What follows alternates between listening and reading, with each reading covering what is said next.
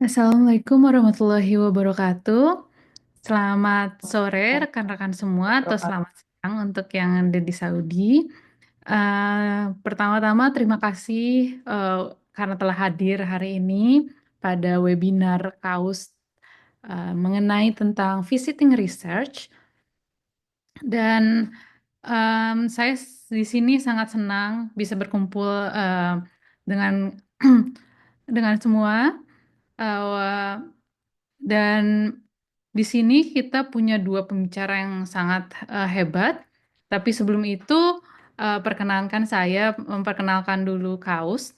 Jadi KAUS itu sendiri mungkin udah pada tahu ya. KAUS itu berlokasi di Tual, Saudi Arabia, yang didirikan pada tahun 2009 dengan misi untuk menjadi pusat penelitian dan pendidikan kelas dunia, yang mana sekarang di usianya yang yang masih cukup muda, tapi kita sudah mulai bisa bersaing dengan universitas-universitas kelas dunia.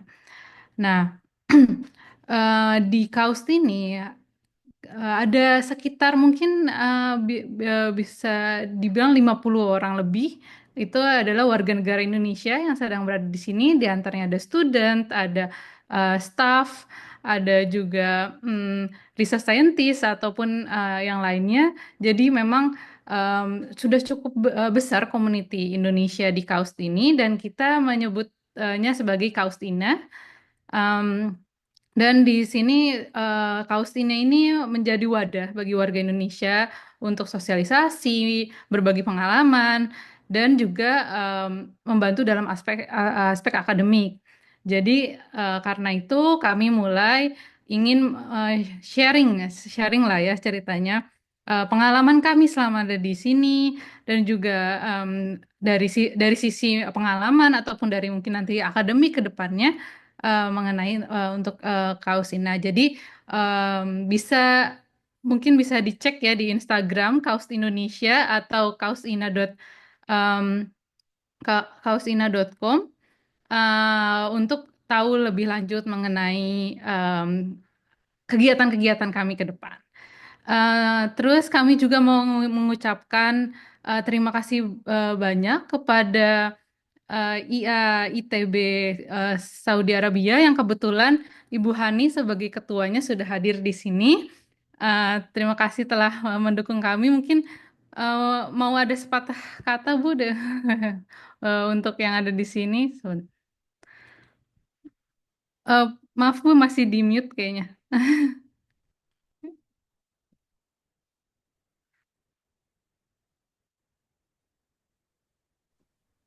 Ya, Ya. ya semua warga Kaus, selamat apa namanya bergabung dengan IAITB. Mudah-mudahan kita bisa bekerja sama untuk selanjutnya untuk memberikan informasi yang terbaik untuk Indonesia. Terima kasih, Davina. Iya, terima kasih banyak Ibu. Terima kasih banyak.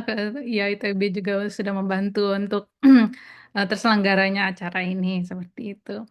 Em, eh, Mungkin kita langsung lanjut aja ya ke acara utamanya gitu ya. Kita di sini perkenankan saya untuk memperkenalkan dulu pembicara hari ini. Jadi kita hari ini em, ada dua pembicara yang sangat-sangat hebat.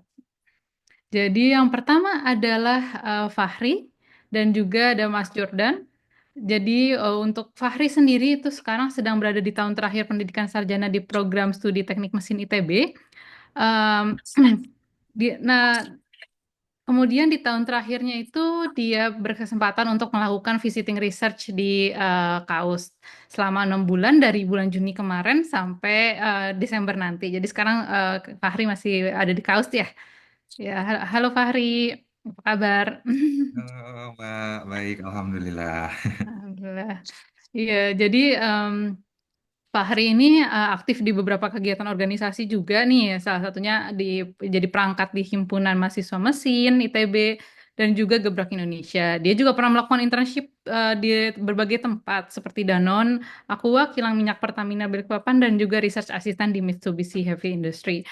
Jadi bisa dilihat di akhir periode sarjananya udah banyak sekali ya ini track recordnya Fahri. Sangat keren lah pokoknya. Nanti juga kita ada pembicara yang gak kalah kerennya itu Mas Jordan. Tapi untuk sesi pertama ini waktu dan tempat dipersilahkan dulu untuk Fahri untuk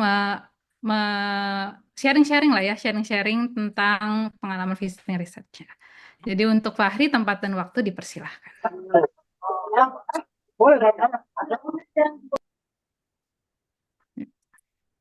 Baik, terima kasih Mbak Lavita buat kesempatan dan waktunya. Saya buka dulu mungkin ya. Assalamualaikum warahmatullahi wabarakatuh. Selamat siang para peserta webinar dan juga selamat siang Ibu Hani dari IITB Saudi. Eh, Perkenalkan, saya Fahrianda Aswin Widianto. Eh, Bisa akrabnya dipanggil Fahri dari teman-teman lab, dari teman-teman di Indonesia dan di sini akrab dipanggil Fahri. Saya sedang berada di tahun terakhir program sarjana di Teknik Mesin di Fakultas Teknik Mesin dan Dirgantara di ITB. Sedang menjalankan dan melakukan tugas sarjana lebih tepatnya. Dan alhamdulillahnya ketika mencari info dan apply dan ya mencari info ke teman-teman yang ada di kaus sebelum-sebelumnya termasuk Mbak Lavita juga ini sebagai pintu pertama saya untuk bertanya-tanya dan diarahkan ke yang lainnya ada Kak Fauzia dan sebagainya. Nanti kita mungkin bahas secara detailnya. Dan alhamdulillahnya diterima di sini. Nah, mungkin saya izin share screen. Oke.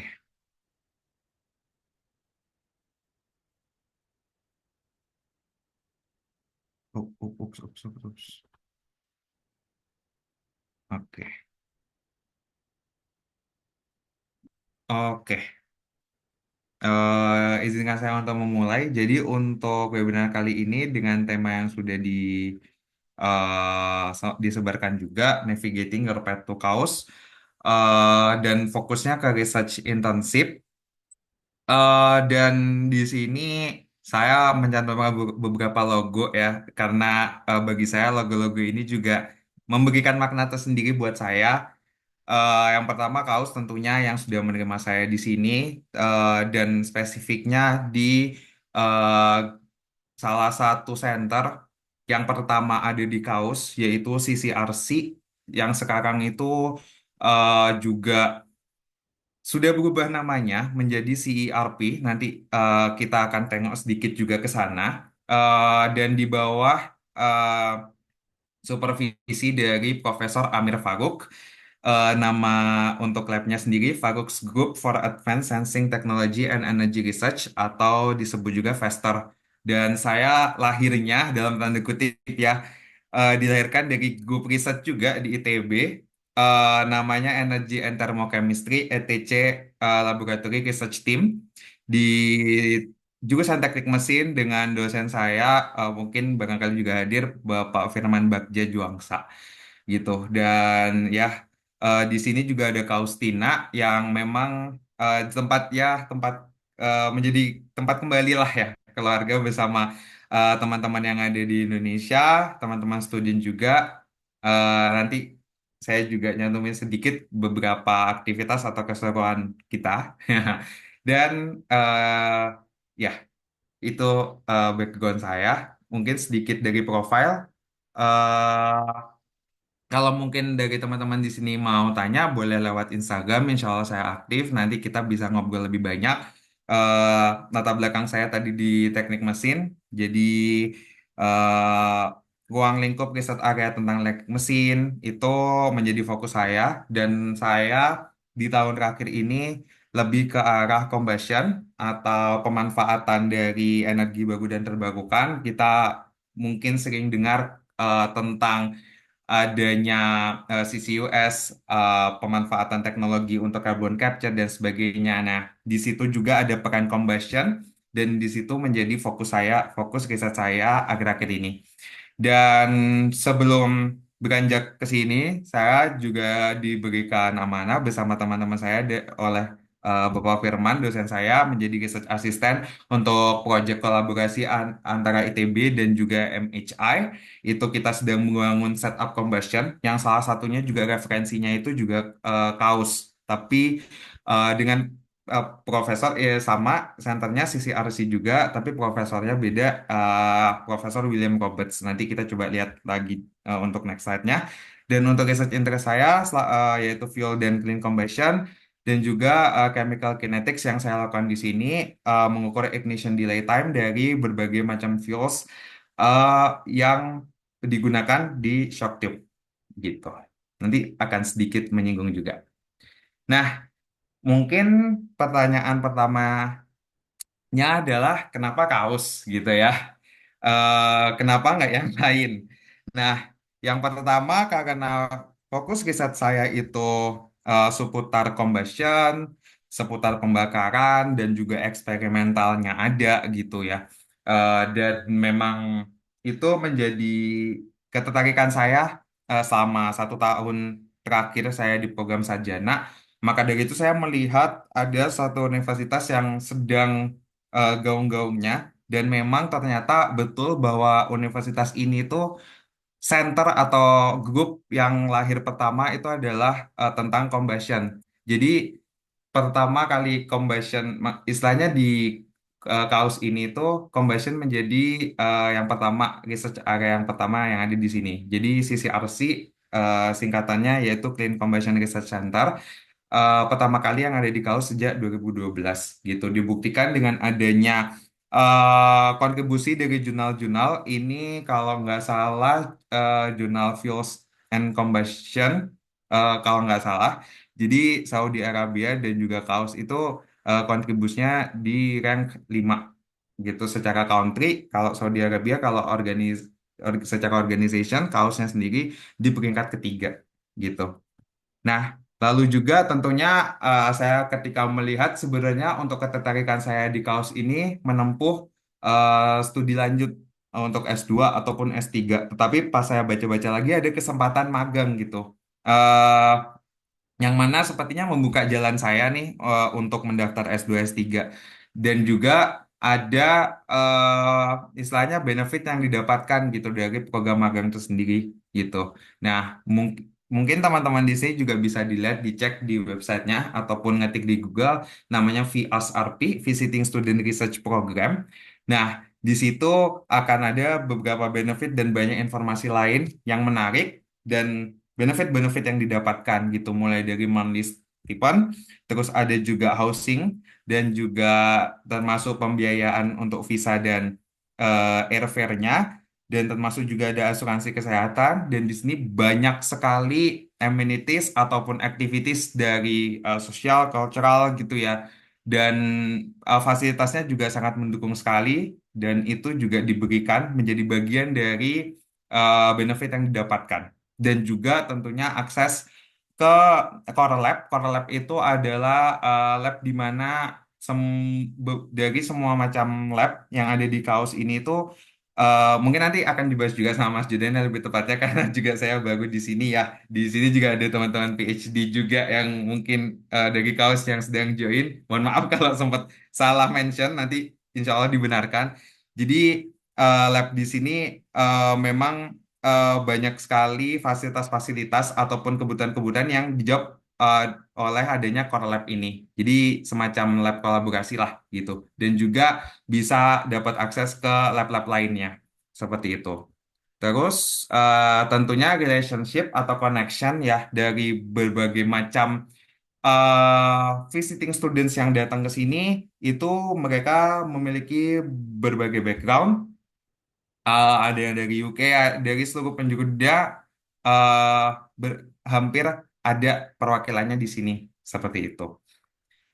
Nah, itu alasan saya, istilahnya hal yang melatar belakangi saya untuk pada akhirnya memilih kaos menjadi tempat pertama untuk menempuh hidup saya nantinya gitu, dengan langkah pertama saya yaitu dengan magang, seperti itu. Nah, lanjut lagi mungkin detail tentang visiting student. Nah, awal saya melakukan apply atau mencari tahu informasi itu dari website Visiting Student Research Program. Jadi teman-teman bisa dibuka websitenya di VSRP atau ketika di Google biasanya langsung muncul, pasti langsung muncul dan di situ banyak sekali informasi-informasi yang teman-teman dapatkan. Nah, eh, sebenarnya saat saya membuka website itu saya tidak langsung istilahnya dengan benefit-benefit yang ditawarkan itu bukan menjadi daya tarik saya gitu.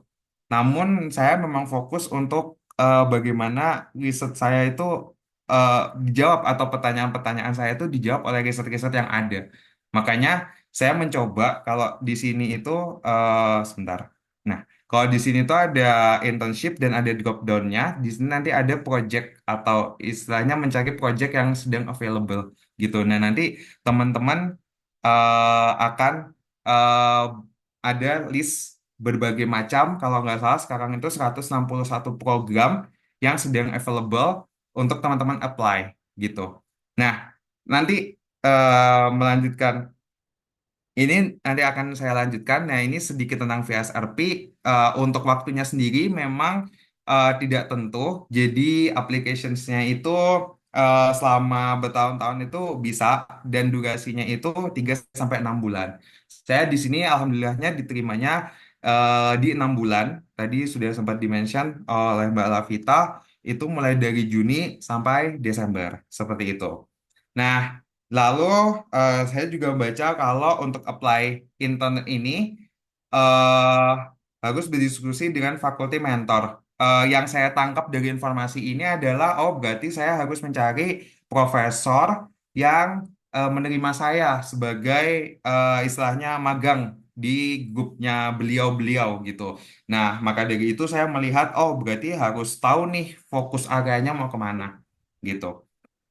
Nah, lalu juga ada informasi benefit yang tadi sudah saya singgung. Ada monthly stipend 1000 USD per bulan, terus juga dapat housing dan semacamnya. Tadi sudah saya singgung. Teman-teman juga bisa lihat di websitenya.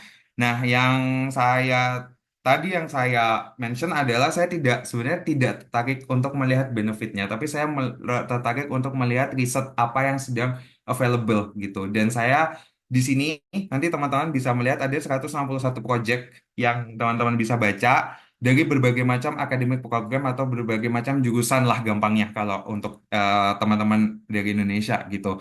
Ada bioengineering, ada environmental science. Kalau saya kebetulan mechanical engineering nanti bisa di drop down atau di filter di sini mau fokusnya kemana. Nanti langsung muncul eh, program atau project apa yang sedang available. Nah, mungkin di sini nggak banyak perubahan. Maksud saya adalah proyek-proyek yang ada di sini itu bisa jadi memang sudah ada yang mengisi gitu. Nah, maka dari itu tadi saya juga sampaikan sepertinya memang lebih oke-nya ketika eh, para teman-teman nih yang udah mau apply gitu ya, yang tertarik itu lebih baik untuk mengontak profesor terlebih dahulu gitu menjelaskan background kita seperti apa, terus researchnya yang kita sudah lakukan itu seperti apa, baru nanti dikasih projectnya itu seperti apa gitu. Jadi lebih ke sejalan nih sama background yang sudah pernah teman-teman lakukan seperti itu. Nah, karena tadi ada informasi ini ya, agreed upon with your faculty mentor. Jadi saya melihat eh, ada berapa macam sih atau fakultas atau jurusan gitu lah ya yang ada di kaus ini dan ini sedikit ya ada 3 kalau saya mechanical engineering itu masuknya di physical science and engineering division atau PSI. Ini ada BC dan ada CMC juga. Nah, nanti dari sini saya juga untuk detailnya kurang tahu, tapi mungkin kalau teman-teman dari biological atau environmental bisa masuk BC atau cari-cari shortlistnya itu BC atau teman-teman yang electrical, teman-teman elektro atau computer science, mathematical itu bisa ke CMC. Biasanya yang teknik-teknik atau misalnya teknik mesin, aerospace, terus juga kalau di ITB kebetulan ada aerospace juga, terus ada teknik perminyakan, nah itu masuknya di PSE gitu. Nah, ketika saya men-shortlist, oke ada PSE, ada Mechanical Engineering. Nah, ini teman-teman bisa langsung cek aja di website. Langsung aja ketik kaos, terus Academic Division pasti langsung muncul. Nah, dan setiap jurusan atau setiap division itu ada center-center yang terafiliasi gitu. Nah, di sini ada beberapa macam center. Ada Anperk, Al Naimi Petroleum Engineering Research Center, terus ada Kausola Center, KSC, KCC, Catalyst Center, dan EMPM, Advanced Membranes and Porous Material Center. Dan yang paling utama yang saya sedang jalani itu di Center Clean Combustion Research Center gitu di CCRC. Fokusnya di pembakaran. Tapi balik lagi, ini hanya afiliasi istilahnya ini adalah kumpulan dari profesor-profesor gitu untuk di masing-masing center. Nah, tapi semuanya akan kembali lagi ke profesornya. Jadi secara apply ataupun secara grup itu masing-masing akan kembali bersama profesornya, bukan kembali ke senternya. Makanya meskipun apply-nya di center, terafiliasinya di center, tapi tergabungnya atau kesehariannya itu akan bersama teman-teman dari masing-masing lab atau masing-masing profesor seperti itu. Nah, lanjut lagi, kalau misalnya teman-teman di sini karena saya fokusnya sisi RC, saya hanya bisa menjelaskan sisi RC. Nanti mungkin Mas Judan akan em, menaruh point of view yang lain. Nanti kita sama-sama simak. Nah, di sisi RC sendiri ada beberapa profesor untuk combustion dari teman. Jadi teman-teman di sini yang tertarik dengan combustion ada banyak profesor, ada 8 profesor yang bisa teman-teman kontak untuk menanyakan availability dari posisi magang.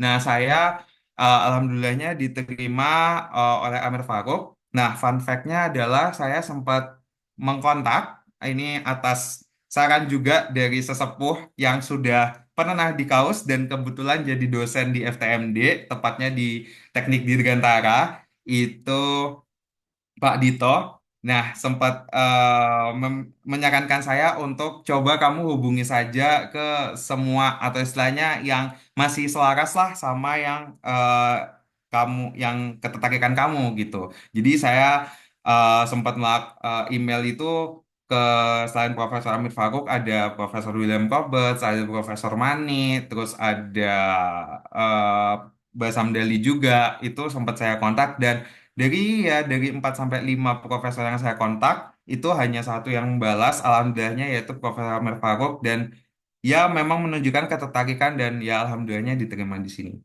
Seperti itu. Nah, masing-masing mempunyai fokus tersendiri. Dari Profesor William Robert itu lebih kalau combustionnya lebih pakai burner. Kalau teman-teman yang di ITB biasanya tahu nih eh, ada burner setup. Jadi kalau misalnya combustion itu kenalnya api, nah itu bisa ngelihat apinya gitu ya. Kalau Amir Faruk lebih ke behind the scene-nya nih dari combustion dari dasar-dasar combustionnya gitu. Memang agak melenceng dari topik fokus saya, tapi masih dalam satu ruang lingkup yang besar. Jadi nggak ada salahnya untuk memperluas riset area yang pernah saya lakukan. Seperti itu. Nah, ini fasilitas dan kegiatan yang saya, bentar, apa nggak bisa? Oke. Yang saya jalani. Jadi di sini saya menggunakan fasilitas dari grupnya Profesor Amir Farouk, tadi ya Faster kalau disingkat. Nah, ini adalah high pressure shock tube. Di sini saya mengukur ignition delay time. Jadi ya singkatnya menguji pembakaran dari eh, kalau saya hidrogen dan juga ada gas hidrogen dan juga ada gas nitrogen oxides gitu ya, NOx karena motivasinya adalah untuk mengkonvert gas NOx ini menjadi gas yang ramah lingkungan kalau kalau sebagai exhaust gasnya gitu, exhaust gasnya gitu. Jadi karena NOx ini berbahaya untuk kita, untuk manusia, itu dikonvert menjadi nitrogen. Dan di sini untuk base combustionnya sendiri atau dasar combustionnya sendiri itu harus melihat reaksi-reaksi yang terjadi nih di dalamnya antara hidrogen dan juga komponen-komponen NOx-nya gitu. Nah, makanya harus diukur ignition delay time-nya atau sebenarnya berapa sih waktu yang kita butuhkan antara kita mulai istilahnya kalau dibakar itu menimbulkan spark atau menyalakan spark dengan mereka itu bisa langsung ke combust atau ke bakar gitu. Nah, hal yang demikianlah yang menjadi fokus riset saya. Seperti itu. Nah, ini hari-harinya yang saya jalankan adalah seperti ini di lab berulang kali, berulang kali, berulang kali. Karena banyak juga target yang harus dikejar. Seperti itu.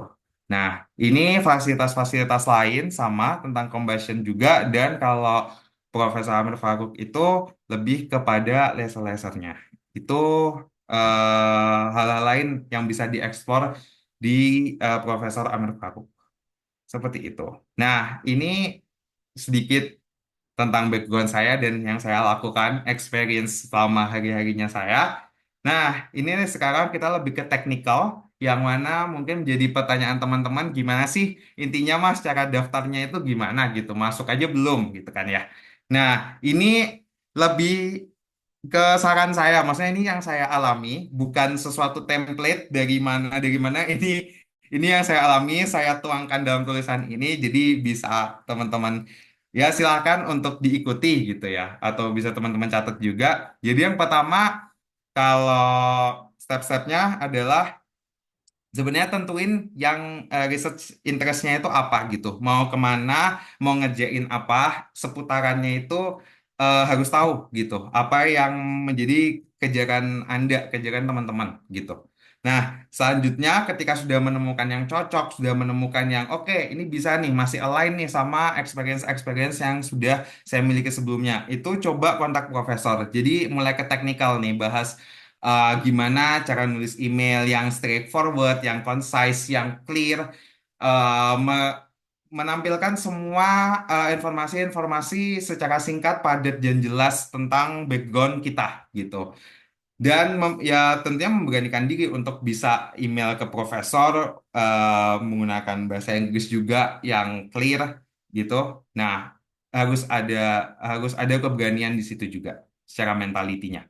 Nah, setelah itu yang saya lakukan ketika saya sudah mengontak profesor dan berdiskusinya, kebetulan saya lewat email. Jadi untuk step ketiga interview with profesor ini, saya eh, melakukannya itu via email. Jadi tidak ada tatap-tatapan langsung, tapi saya selipkan di step nomor 3 ini karena saya ketika saya berbicara dengan visiting student lainnya, mereka itu diajak diskusi oleh beberapa profesor yang bersangkutan untuk menjelaskan research background dan juga mendiskusikan upcoming project yang akan dilakukan di kaus gitu. Jadi memang diskusi dua arah gitu. Makanya saya cantumkan barangkali nanti teman-teman ada yang nyoba terus tiba-tiba diajak interview. Nah, itu merupakan salah satu step untuk meng-apply di sini gitu. Kebetulan saya hanya sebatas email dan alhamdulillah disetujui gitu. Dengan hanya melalui email, bukan tatap-tatapan Zoom gitu. Nah, selanjutnya itu akan ada interview HR. Nah, interview HR ini nanti teman-teman diarahkan ditanya mengenai lebih ke life vision, bagaimana bisa beradaptasi dengan hal yang baru, bagaimana bisa jauh karena magang ya, karena teman-teman di sini kita konteksnya magang, visiting student atau apapun itu research intern. Nah, artinya kan yang akan berangkat itu adalah yang bersangkutan untuk menjalankan risetnya, bukan istilah tidak ada pendamping lain gitulah. Nah, bagaimana bisa untuk jauh dari keluarga dan sebagainya gitu, baik ya, baik itu eh, dengan istrinya ataupun dengan orang tuanya, bagaimana bisa eh, gak adaptasi atau jauh dengan keluarga seperti itu. Nah, setelah interview HR, nanti akan ada pengumuman untuk keberangkatan. Terus juga nanti akan juga dibuatkan visa letter yang langsung diurus di embassy yang ada di Jakarta gitu. Jadi untuk teman-teman magang itu nanti visanya spesial. Kalau nggak salah tipe visanya itu government visit. Jadi memang langsung diurus di embassy, terus langsung keluar visanya. Jadi tidak ribet lah untuk mengurus visa gitu. Sangat-sangat dibantu oleh kaus ini seperti itu. Itu alhamdulillah itu apa ya istilahnya kesan pertama saya ke kaos ini wah sangat-sangat diayomi ya. Padahal magang saja gitu bukan student apalagi student fasilitasnya pasti lebih luas gitu pasti lebih benar-benar ya diutamakan gitu lah ya. Nah, selanjutnya persiapan keberangkatan. Jadi ya teman-teman harus menyiapkan kalau ya seiring pengurusan visa dan paspor, saya itu juga kadang tanya juga ke Mbak Lavita ataupun tanya-tanya ke warga Kaustina yang ada di sini, termasuk Kak Fauzia juga ada di sini, gitu. Apa saja yang perlu dibawa dan itu ada masalah apa masalah masalah teknis ya. Dan juga pastinya ketika sudah di sini, teman-teman bisa berkoneksi, memperluas jejaring sosialnya, ya bisa pastinya akan diayomi dan kita sangat welcome juga keluarga-keluarga Indonesia sangat welcome dengan adanya anggota-anggota baru yang datang ke sini gitu dan jangan lupa bahwa ini di Saudi Arabia jadi sangat-sangat banyak sekali yang bisa dieksplor tempat-tempatnya mau itu di luar kampus atau di dalam kampus itu sangat-sangat menarik untuk dieksplor gitu dan fasilitas yang didapatkan juga banyak eh mulai dari kalau untuk keluar kampus gitu ya itu ada bis-bis tersendiri dengan jam-jamnya tersendiri dan hari-harinya kadang weekend itu menjadi sasaran yang paling tepat untuk merefleksikan diri ya. Karena sudah 1 minggu dengan jadwal yang padat gitu ya. Kadang Terkadang ada bus yang menuju ke Jeddah, menuju ke Mekah atau Madinah buat teman-teman yang Muslim gitu ya. Dan ke tempat-tempat menarik juga akan ada bis-bis gratis seperti itu. Itu menjadi bagian dari fasilitas yang harus berikan kepada komunitasnya. Seperti itu. Nah, terus apa lagi ya? Oke, oke. Nah, ini mungkin sedikit sebentar. Saya saya share sound juga. Oh, ini dia. Ini sedikit tentang gambaran kaos. Jadi bisa dilihat nanti bagaimana lingkungan kaos, sourcing dan sebagainya.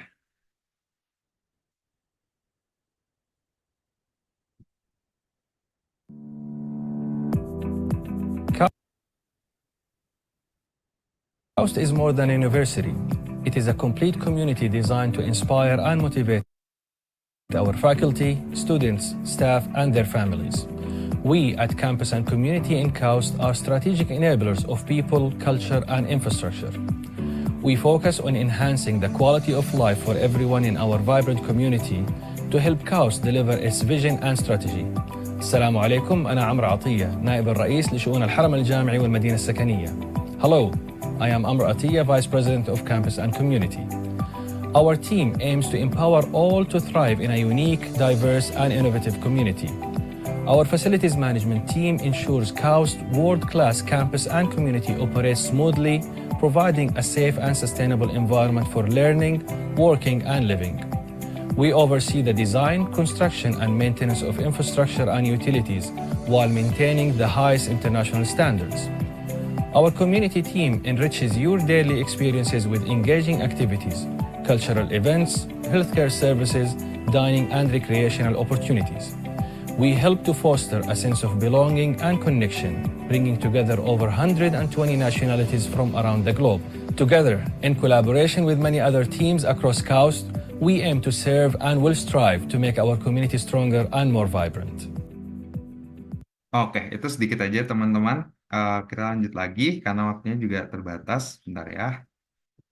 Eh, Maaf. Sebentar, sebentar. Sebentar, maaf ya.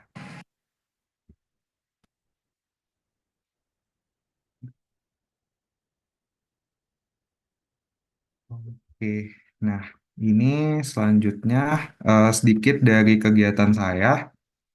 Sebentar. Nah,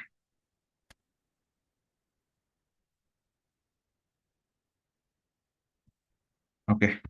Nah, ini dokumentasi selama saya di sini. Ini adalah keluarga lab saya di kiri atas. Eh, ini profesor saya dan ya teman-teman yang mendukung saya. Ini ada keluarga Kaustina. Kemarin kita barusan foto saja, barusan foto untuk meramaikan Hari Batik Nasional. Ini kegiatan di lab dan juga ini kemarin seru-seruan di South Beach gitu. Jadi ini sedikit. Oke, ini mungkin pesan terakhir. Jadi teman-teman, eh kalau pesan saya yang ingin menyiarkan diri untuk magang, segera buat plan secara jangka panjang dan juga jangka pendeknya, terus langsung dikerjakan, istilahnya langsung melangkah, berani melangkah apapun itu, dan juga tetap terus berdoa. Oke? Dan terakhir, terima kasih atas perhatiannya. Nanti sesi tanya jawabnya di akhir. Mungkin sekian dari saya kembalikan ke Mbak Rafita. Iya, terima kasih banyak Fahri. Wah, menarik sekali ya gitu. Kita jadi tahu perspektif dari visiting research. Kebetulan aku juga bukan visiting research, jadi baru banyak yang baru nih yang tahu di ini. Jadi mungkin kalau aku mau wrap up ya sedikit ya kesimpulannya mungkin. Jadi dari Fahri nih em, dia encourage kita yang paling pertama paling penting itu adalah untuk eh, kita memikirkan dulu nih kita kira-kira riset apa yang kita mau lakukan. Terus bisa setelah itu bisa cek website VSRP paralel dengan juga mengontak profesornya terlebih dahulu untuk diskusi mengenai proyek karena nggak semua ada yang di website itu masih ada nih. Jadi tetap prioritasnya adalah mengontak profesor. Em, dan juga ya dia dijelaskan juga sama Fahri cara apply uh, dan juga ada satu poin nih yang aku highlight. Jadi di sini katanya Fahri memperluas research areanya dia gitu untuk yang itu juga poin penting ya karena kadang kita memang harus memperluas research area kita kalau untuk mau apa ya membuka opportunity baru gitu ya. Jadi mungkin bisa jadi gambaran. Nah, itu mungkin wrap up dari presentasi Fahri. Ini aku lihat nih di meeting chat udah banyak yang nanya ya gitu. Udah berarti sangat menarik nih ya. Tapi kita skip dulu ya, abis ini karena masih ada dari presenter kedua kita, yaitu Mas Jordan. Eh, Coba saya pin dulu Mas Jordan. Assalamualaikum Mas Jordan. Waalaikumsalam warahmatullahi wabarakatuh. Suara saya terdengar, Pak? Ya, kedengeran, kedengeran. Ya. Gitu. Jadi nanti buat teman-teman nanti kita pertanyaannya akan dijawab nanti ya setelah Mas Joran memaparkan. Eh, dan juga nih ada juga nih kebetulan pas nih ada yang nanya panduan lanjut S3. Nah, kebetulan nih Mas Jordan ini visiting student yang melanjutkan ke S3 di kaus ini. Jadi mungkin dia akan nanti sharing dari sisi visiting risetnya dan juga perjalanannya menuju PhD-nya itu. Nah, jadi sebelumnya izinkan aku memperkenalkan dulu Mas Jordan. Jadi Mas Jordan ini memulai studi S1-nya di program studi Ilmu dan Teknologi Pangan IPB pada tahun 2007 sampai 2012 dan melanjutkan S2 di universitas yang sama. Em, di jurusan ilmu pangan dan juga beliau bergabung dengan BPPT di Pusat Teknologi Bioindustri ketika menjalani S2-nya. Kemudian beliau melanjutkan ke BRIN di tahun 2021 dan mendapatkan kesempatan pada 2023 untuk melakukan visiting research di KAUS selama 6 bulan di bawah Profesor Marius Jaremko. Nah, visiting research ini seperti yang saya udah bilang tadi memberikan beliau kesempatan untuk melanjutkan studi S3 di KAUS dengan profesor yang sama ya Mas ya. Nah, jadi sekarang dia akan memaparkan sharing kesempatan visiting riset di KAUS ini. Jadi tanpa berlama-lama lagi tempat dan waktu saya persilahkan. Silahkan Mas Jordan. Baik, Assalamualaikum warahmatullahi wabarakatuh. Waalaikumsalam. Selamat siang di Arab Saudi dan juga selamat malam di Indonesia ya, karena di Indonesia sudah malam. Iya, betul. Pertama saya ucapkan terima kasih kepada Mbak Lavita selaku moderator atas kesempatan yang diberikan, dan juga terima kasih kepada Bu Hani dari Ikatan Alumni ITB yang telah menyelenggarakan acara ini ya bersama dengan Kaustina, dan juga kepada teman-teman sekalian yang telah berkenan untuk hadir pada kali ini. Pertama-tama saya mau share screen dulu ya. Saya izin share screen dulu nih. Eh, Ya, silakan, Mas.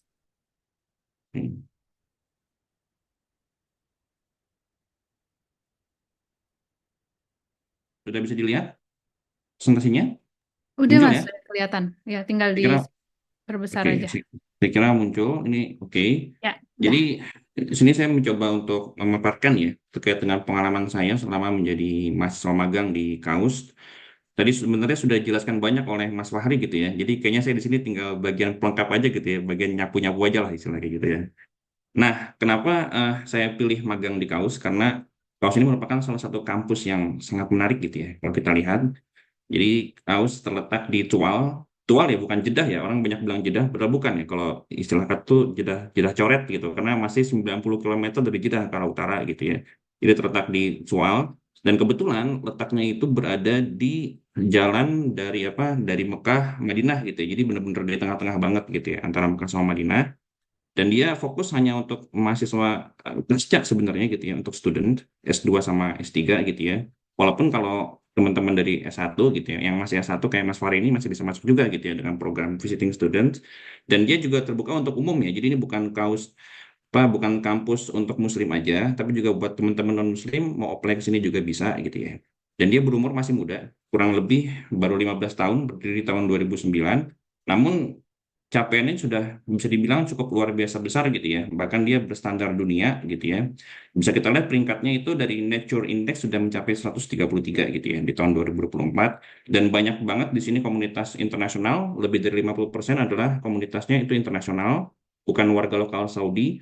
Jadi sehari-hari bahasa yang digunakan di sini adalah bahasa Inggris gitu ya. Jadi kalau nggak bisa bahasa Arab nggak usah takut gitu ya di kaus ini, karena yang digunakan toh juga bahasa Inggris gitu ya. Ya, dan juga fasilitas di sini cukup lengkap lah ya, untuk apa, eh, para risetnya dan juga untuk para studentsnya.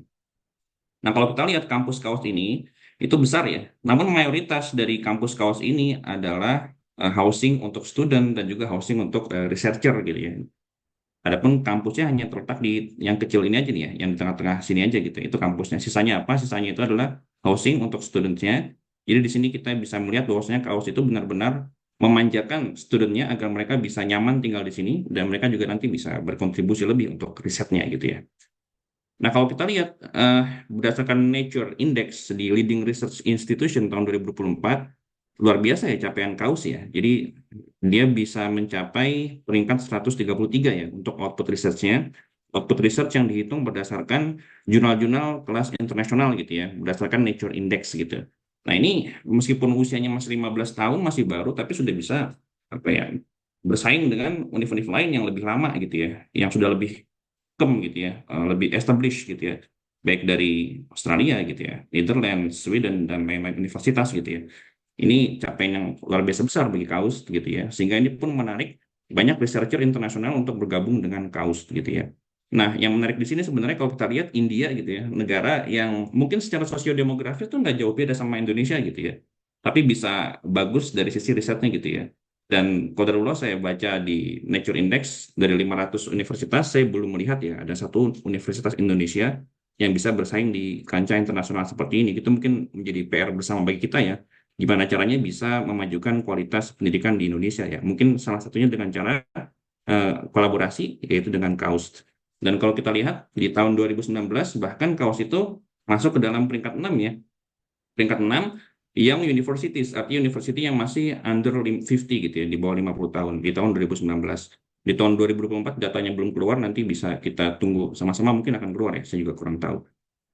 Kemudian juga ada sekitar 18 researcher dari KAUS yang itu masuk ke kelas dunia gitu ya, yang termasuk the most influential researchers, yang dimana ini merupakan prestasi yang cukup besar ya, karena taruhlah fakulti yang ada di KAUS sekitar 180 orang, itu artinya sekitar 5-10% dari fakulti adalah orang-orang yang memiliki reputasi tinggi ya di bidang internasional. Dan ini sangat membanggakan karena kalau toh nantinya teman-teman bisa insya Allah gitu ya, bisa magang di sini atau kuliah di sini, maka teman-teman akan bisa dibimbing dengan fakulti-fakulti yang berpengalaman internasional, yang berkompetensi internasional, dan juga bisa menghasilkan riset ya yang baik ya, berkelas internasional seperti itu. Nah, kemudian di sini ada 3 divisi gitu ya. Ada BSc, Biological and Environmental Science and Engineering, ada CMC, Computer, Electrical and Mathematical Science and Engineering, ada juga PSE, Physical Science Engineering Division. Kalau saya sendiri berasal dari BSc, yaitu dari Biological and Environmental Science Engineering, lebih tepatnya di Bioscience begitu ya. Nah, kemudian ada juga program magang gitu ya. Karena kan di sini kan fokusnya tentang magang. Jadi magang itu maksudnya gimana? Magang itu maksudnya adalah teman-teman selama 3 atau sampai dengan 6 bulan itu bekerja di bawah bimbingan profesor ya, mengerjakan suatu proyek dari profesor. Jadi di magang ini itu sebenarnya sebagai salah satu apa ya, sarana gitu ya bagi teman-teman buat menjajal bagaimana rasanya menjadi researcher di KAUST gitu ya. Dan ini juga rata-rata digunakan sebagai profesor untuk menjaring student-student yang potensial gitu ya. Jadi kalau misalnya teman-teman bisa bagus di sini gitu ya, dan juga teman-teman tertarik untuk melanjutkan, biasanya itu insya Allah nanti profesornya akan mengajukan teman-teman untuk join lebih lanjut sebagai student seperti itu. Nah, kalau magang ditulisnya, ini eligibility-nya adalah undergraduate students ya. Jadi tingkat 3 ke atas atau tingkat akhir ataupun master student. Walaupun pada kenyataannya yang saya alami sendiri, magang ini sifatnya adalah fleksibel. Dia nggak hanya sebagai undergraduate student aja atau nggak hanya yang master student aja, bahkan yang sudah lulus master gitu ya, student dan belum PhD pun bisa coba magang gitu ya. Contohnya ya saya sendiri, karena saya sebenarnya ketika berkirim surat dengan profesor, saya mengapply sebagai PhD student gitu ya. Waktu itu profesor saya setuju, akan tetapi mungkin karena fundingnya belum cukup, jadi saya dialihkan untuk menjadi mahasiswa magang dulu selama 6 bulan gitu ya. Karena sebagai PhD student itu sangat dipengaruhi sekali oleh funding dari profesor, seperti itu. Dan bahkan saya kenal juga ada beberapa teman yang dia sudah selesai gitu ya, PhD, sudah selesai S3, ya dia magang juga di KAUST sebagai visiting researcher. Dan skema ini juga dimungkinkan, dan biasanya yang seperti ini adalah skema kolaborasi gitu ya, research collaboration. Jadi tinggal email aja profesornya, kalau misalnya setuju ya bisa datang juga seperti itu. Nah, apa sih benefitnya? Benefitnya tadi udah disebutin sama Mas Fahri ya, cukup banyak juga gitu ya. Di antaranya visanya itu gratis gitu ya, kemudian tingkat pulang pergi gratis, full tuition support dan lain-lain. Kemudian buat yang muslim tentu dimudahkan ya untuk bisa umroh dan ziarah ke Tanah Suci karena emang lokasinya sangat dekat sekali gitu ya. Dan juga banyak yang bisa fasilitas kita nikmati bareng-bareng di sini gitu, ada restoran, supermarket dan lain sebagainya. Yang mana kedua hal ini sebenarnya tujuannya satu gitu ya, yaitu teman-teman datang jauh-jauh ke sini harapannya agar bisa bekerja dengan nyaman, mengerjakan riset dengan nyaman, sehingga teman-teman juga bisa memiliki publikasi yang cukup baik gitu ya.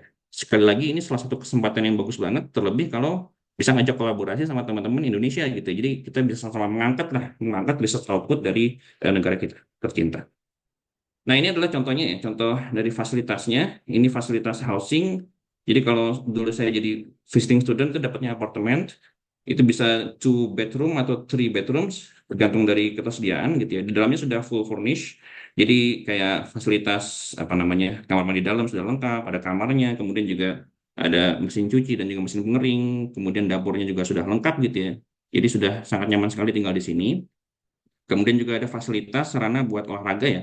Gym, bowling, ini namanya Discovery Square. Itu biasanya tempat buat makan di luar gitu ya, di arena terbuka. Dan juga di sini ada sinema atau bioskop. Ada kolam renang, golf, dan bahkan kita juga punya museum. Jadi ini sudah sangat nyaman sekali untuk tinggal di sini ya. Nah, ini adalah salah satu lab-nya, lab yang ada di KAUST gitu ya.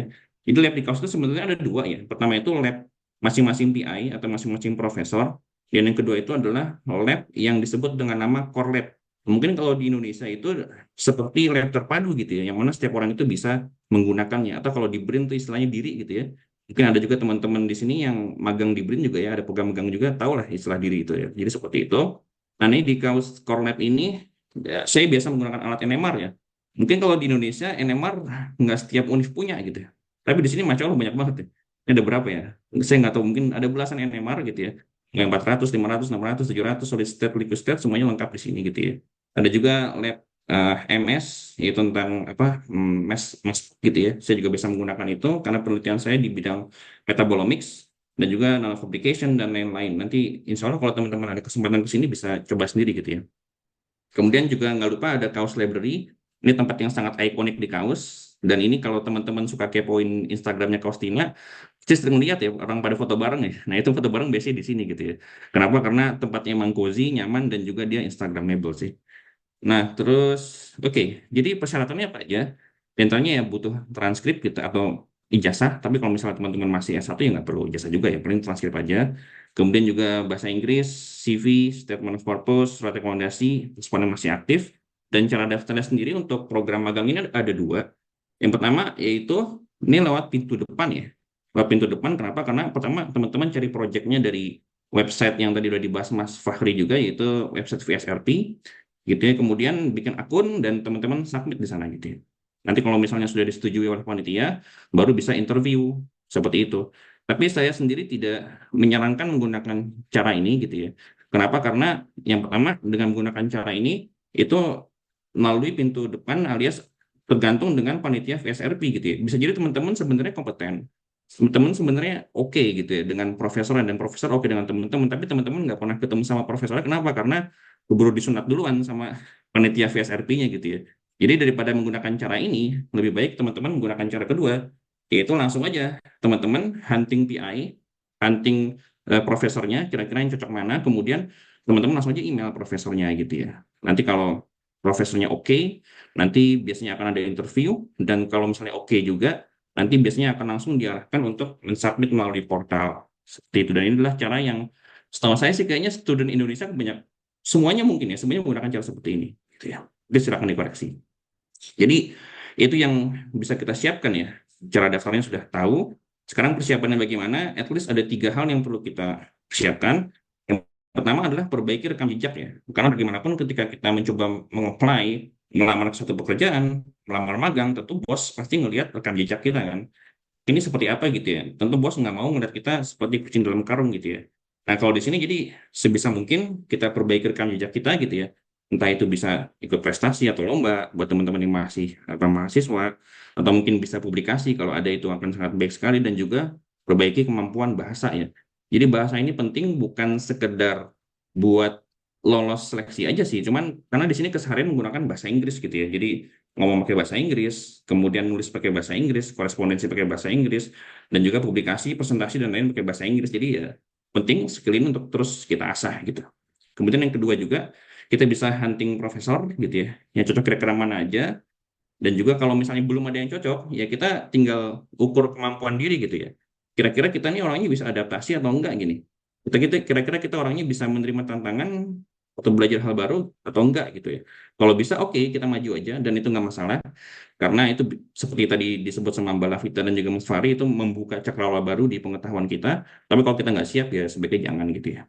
Tapi kalau kita siap, oke, tinggal lanjut, tinggal email profesornya dan perbanyak doa serta tawakal. Nah ini cara hunting profesor. Teman-teman bisa lihat di Kaust website ya, langsung. Nanti di situ ada tab buat faculty and research. Nanti bisa lihat ada beberapa banyak faculty yang ada di sana. Teman-teman bisa kepoin, tinggal klik salah satu aja gitu ya. Nanti akan muncul research interest dan juga publications-nya. Tapi cara ini bagus buat screening awal. Tapi seringkali websitenya itu nggak update. Seperti itu ya. Kalau kita lihat ini publikasi beliau aja, itu terakhir di tahun 2020 ya. Jadi udah lama ya, 4 tahun ya. 4 tahun mungkin publikasi udah banyak yang baru gitu kan. Jadi ya sebaiknya menggunakan cara yang lain gitu ya. Jadi ini buat screening awal bagus, tapi ada juga cara yang lain. Di antaranya menggunakan alamat ini ya, academia.kaus.edu.sa. Saya nggak tahu ini bisa diakses nggak di Indonesia, saya kurang tahu gitu ya. Ntar dicoba aja gitu ya. Tinggal masuk ke tab profiles, kemudian ketik atau search dosen yang kira-kira cocok gitu ya. Dan nanti di sana bisa dilihat tuh research outputnya, kemudian publikasinya seperti apa gitu. Nanti tinggal dikepoin aja masing-masing dibuka dan dilihat apakah kira-kira cocok dengan yang teman-teman minati atau tidak gitu ya. Atau cara lain yang lebih mudah banget itu tinggal ke teknologi sekarang aja. Google Scholar sebenarnya bisa ya. Jadi tinggal diklik aja searching profesor yang ada di kausnya, nanti bisa dilihat apa aja publikasi yang telah mereka lakukan gitu ya. Nanti ya tinggal diklik aja cocok atau enggak dengan minat teman-teman. Atau bisa juga teman-teman langsung aja klik di Google Scholar kata kunci yang teman-teman minati. Contoh misalnya nanomedicine ya. Nanomedicine digabungkan dengan kaus ya. Nah, nanti akan muncul publikasi-publikasi yang mana berasal dari kaus dan berkaitan dengan tema yang teman-teman minati seperti itu. Contoh misalnya nanomedicine akan keluar beberapa macam publikasi. Kita klik salah satunya, misalkan yang paling pertama ya, Iron Nanovirus, contoh, kita klik nih, dan kita lihat publikasinya. Oh, rupanya yang menjadi corresponding author, salah satunya adalah dosen kaus, PI di kaus. Nah, ini kan berarti klop ya. Pertama, dia sesuai dengan interest teman-teman, dan yang kedua, dia dilakukan oleh dosen kaus yang menjadi corresponding author-nya. Nah, ini berarti klop nih. Berarti ada kemungkinan memang arah penelitian, arah riset dari profesor tersebut adalah ya seperti yang tertera di sini gitu.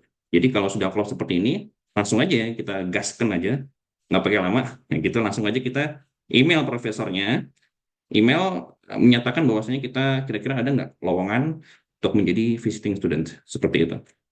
Nah, untuk kirim email juga sebenarnya ada ilmunya ya. Jadi ada beberapa hal yang harus kita perhatikan. Yang pertama, judulnya itu harus jelas dan informatif gitu ya. Jangan sampai judulnya itu nggak jelas, jangan sampai orang tuh bingung ini email ngapain ya panjang lebar isinya apa? Apa dia mau ngajak kolaborasi, dia mau jadi PhD student atau dia mau magang kan kasihan juga bingung juga gitu ya. Jadi harus jelas nih judul emailnya gitu ya. Kemudian yang kedua biasalah salam atau sapaan formal. Yang ketiga isi pembuka, perkenalan diri, background, nama dan tujuan. Kemudian juga intinya ya. Poin B, 3B itu intinya. Intinya kita harus menyatakan bahwasanya pernah membaca publikasi dari profesor yang bersangkutan gitu ya. Dan kita menyatakan ketertarikan riset kita terhadap publikasi dari profesor tersebut. Kemudian setelahnya kita ucapkan closing. Nah, ini coba kita unboxing ya. Contoh email, ini salah satunya saya dapat dari internet gitu ya. Ini kita lihat poin-poinnya. Jadi yang pertama judulnya juga harus jelas ya, to the point ya. Ini jelas, bagus judulnya, langsung clear, prospective visiting student in bla bla bla, terserah mau apa gitu. Jadi udah jelas banget gitu ya. Ini kan bisa macam-macam nih, bisa prospective PhD student kah, master student kah. Jadi ini harus jelas judulnya. Dan yang kedua sapaan formal, dear profesor siapa gitu ya, yang tergantung nanti akan dituju. Kemudian masuk ke di intro, bagian pendahuluan. Nah di intro ini kita alangkah baiknya kita selain kenalan diri, kita juga meristate purpose ya. Contoh di sini, I'm writing here to find if there is any possibility of a visiting student position. Jadi udah jelas gitu. Tujuan dari kirim email ini adalah emang cari ada nggak lowongan buat menjadi visiting student. Atau kalau teman-teman mau PhD ya, tanya ada nggak lowongan buat menjadi PhD student. Jadi sudah jelas. Dan di sini juga teman-teman bisa tunjukkan education atau work background ya. Lagi kuliah di mana gitu kan, pernah kerja di mana, apa yang teman-teman lakuin juga bisa tulis di intro. Kemudian masuk ke isi. Nah, di isi ini sebenarnya menghubungkan antara interest ya, interest dari profesor dan juga interest dari kita. Jadi tulis di bagian isi email ini paper dari profesor yang sudah pernah kita baca gitu ya. Contoh nih, I have also read your papers about nanomedicine. Aku udah pernah baca loh paper profesor tentang nanomedicine. Salah satunya adalah paper yang terbaru terkait dengan nanostrategis, bla bla bla. Nah, gitu ya. Jadi ini menunjukkan kalau teman-teman tuh udah pernah riset sebelumnya, jadi nggak kosong gitu ya, nggak email kosong, apalagi email template gitu ya. Jangan sampai kayak gitu ya. Nah, kemudian teman-teman bisa carikan nih apa yang teman-teman temui dari paper tersebut. I have found that bla bla bla dan it will be exciting. Kemudian selanjutnya next interest teman-teman tuh seperti apa gitu. Nah, ini juga bisa dimasukkan di dalam isi, sangat bagus sekali. Dan diakhiri di closing ya. Closing gunakanlah humble words gitu ya. Kata-kata yang menunjukkan kerendah hatian, kesopanan santunan. Karena bagaimanapun kita berhadapan dengan orang yang statusnya lebih tinggi secara keilmuan dari kita gitu ya. Dan juga jangan lupa dilengkapi dengan dokumen. Usahakan sebisa mungkin, saran saya, dokumen selengkap-lengkapnya gitu ya. Karena ini menunjukkan teman-teman itu benar-benar niat ya, benar-benar serius untuk menjadi anak magang di research group profesornya. Dan juga ada beberapa tips, diantaranya dia ringkas saja, karena profesor itu rata-rata orang-orang sibuk gitu ya. Jadi jangan banyak-banyak, jangan bikin kayak novel gitu ya. Pusing nanti bacanya. Jadi cukup 3-4 paragraf aja. Kemudian juga jangan lupa di proofread, jangan sampai ada salah typo gitu ya. Dan terakhir di follow up ya. At least 2 minggu kalau emang nggak ada kabar, ya kita ingetin lagi profesornya dengan bahasa yang baik. Kalau emang belum ada kabar juga, ya udah ganti profesor yang lain, harus move on. Walaupun ini sebenarnya ya untung-untungan juga sih, karena saya punya kenalan teman yang dia 6 bulan setelah kirim email itu baru baru dibalas gitu ya.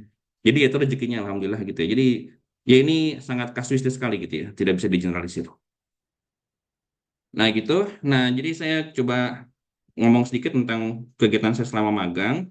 Saya di bawah Profesor Mario Syarimko gitu ya. Beliau dari Polandia gitu ya. Saya mengerjakan selama magang 4 proyek. Dua proyek berhubungan dengan food science dan 2 proyek lagi berhubungan dengan natural product. Namun semuanya tentu saja benang merahnya adalah metabolomics seperti itu. Nah kalau dari food science itu kerjasama dengan SFDA. SFDA itu adalah Badan POM dari Arab Saudi. Dan yang ketiga dan keempat itu saya kerjasama sama teman-teman dari BRIN gitu. Nah, ini pertama, jadi fraud detection dari olive oil menggunakan dengan NMR gitu ya. Jadi ini core-nya adalah NMR. Ada olive oil yang merupakan salah satu interest teman-teman di Saudi, itu kita coba palsukan ya. Palsukan dengan berbagai macam konsentrasi minyak sunflower oil, palm oil, dan juga corn oil. Kemudian kita coba menggunakan NMR gitu ya. Sehingga nanti ini bisa kita deteksi gitu ya. Berapa kadar kepalsuan yang ada pada olive oil. Dan ini alhamdulillah sudah publish juga papernya di Food Control, dan juga ini dapat apresiasi ya, masuk ke berita gitu ya. Masuk ke berita di kaos, di mading gitu ya, majalah dinding kalau kata orang gitu ya. Nah, ini sebenarnya kalau saya lihat, sebenarnya penelitian ini basic sih, nggak terlalu wah gimana, cuman ya mungkin karena kolaborasinya dengan SFDA gitu ya, jadi cukup seksi gitu ya, dan juga pinter dikemas gitu ya. Jadi kita harus belajar, bukan bukan manipulasi ya, nggak boleh ya, cuman gimana caranya kita bisa pintar dalam apa, menyajikan sebuah data gitu, bisa mengemas sebuah data sehingga itu bisa menjadi menarik bagi orang yang membacanya seperti itu. Dan itu penting juga dalam riset seperti itu, terutama kalau riset-riset yang berhubungan sama aplikasi gitu ya, itu akan menyentuh masyarakat banyak. Nah, kemudian kedua juga ada apa namanya deteksi pemalsuan dengan menggunakan NMR dan MS terhadap animal fat gitu ya, dengan lokal telo atau lemak sapi dipalsukan dengan berbagai macam bahan lainnya ya. Kalau yang tadi hanya menggunakan NMR, yang ini menggunakan MS juga. Kemudian juga yang ketiga ada penelitian, nah ini saya kerjakan dengan teman-teman dari BRIN, itu Genura procumbens. Nah itu kalau bahasa Indonesia mungkin teman-teman ada yang tahu ya, bahasa Indonesia adalah sambung nyawa gitu ya.